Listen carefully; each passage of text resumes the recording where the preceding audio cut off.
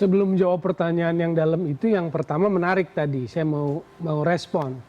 Kalau Bung Toel dan Akmal sudah kasih tanggapan negatif, berarti ini pelatih bagus katanya. Dia menarik juga buat saya. Karena sebetulnya saya belum memberikan tanggapan negatif apapun. Tapi sudah memberikan tanggapan? Belum memberikan kritisi juga.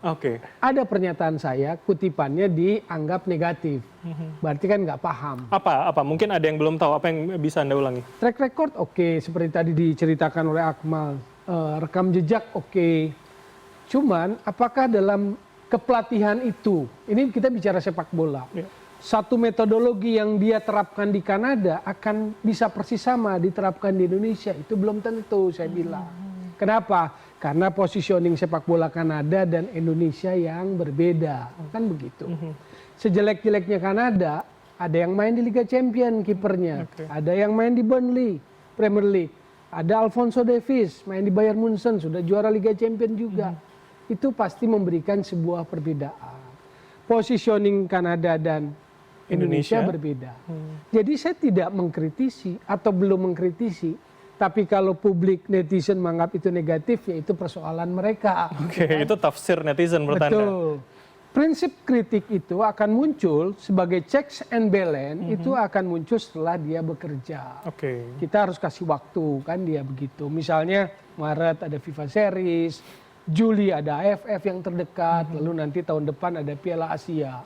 Buat saya itu adalah milestone yang menjadi tolak ukur bagaimana dia bekerja. Dengan kontrak 2 tahun, pelatih tim nasional senior termasuk 2-3 irisannya atau tim olimpiade, itu adalah pada orientasi pada hasil. Jadi itu nanti akan dilihat gitu loh, sebagai sebuah bentuk kritik gitu. Optimisme atau apa akan muncul nanti seiring kinerja dia. Di Maret misalnya, yang jaraknya 2 bulan.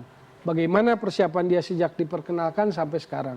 Atau mungkin sebelum diperkenalkan dia sudah mulai assessment sepak bola Indonesia. Tapi seberapa assessment sepak bola Indonesia atau kemudian dia mungkin riset pribadi terkait dengan sepak terjang timnas Indonesia, seberapa itu bisa menjadi panduan kemudian? Atau kemudian dia harus melihat dulu nih anak-anak Indonesia seperti apa? Ya pasti dia udah riset yang tim nasional kemarin. Lalu dia akan riset potensi dari professional league-nya. Seperti apa gambaran professional league kita. Super League lah kalau kita bisa lihat ya. Berapa banyak materi yang bisa muncul. Karena kalau bicara target besar 2030 Piala Dunia, artinya dari sekarang 26, 27, 28, 29, 4 tahun kerja untuk bisa sampai ke 30. Kita bicara misalnya tentang Kevin Dick yang sekarang 30 tahun.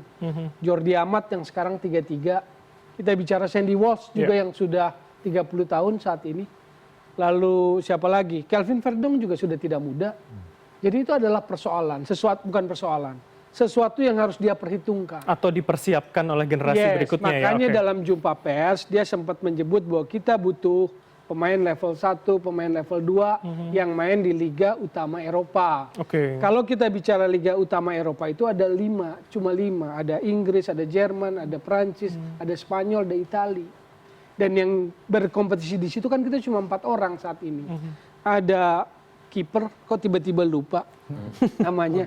Audero, Izes, Kevin Dick, sama Calvin Verdong. Kan cuma 4. Yang dia sebut di jumpa pers itu level 1 dan 2. Kita baru cuma 4. Kan itu dia mau membedah adalah peta kualitas pemain level mana yang bisa main di Piala Dunia. Kan itu. Sebetulnya dia buka. Cuman memang betul seperti Mas Rizal sampaikan, kalau saya tidak terlalu terkesan dengan jumpa pers, karena kalau secara materi atau omongan sepak bola, normatif lah. Apa yang dipertanyakan oleh pers dijawab dengan normatif bola yang ya ilmu keilmuannya begitu. Cuman saya nggak merasakan sebuah energi yang besar, entah karena dia nggak fit atau apa. Karena kan harusnya tanggal 12 dibatalin, kata kabarnya kan kurang fit, jadi besoknya kan. Apa karena itu saya merasa bahwa energi dia kok nggak terasa tidak sesuai, atau ada secara teknis saat itu, makanya ini nggak penting. Cuman yang saya tangkap dari tampilan jumpa pers itu, si moderatornya malah mic-nya suaranya lebih punya power ketimbang Hedman. Tapi betul John Hedman menjawab seperti layaknya seorang dosen. Dia jawab secara normatif semua. Kalau begitu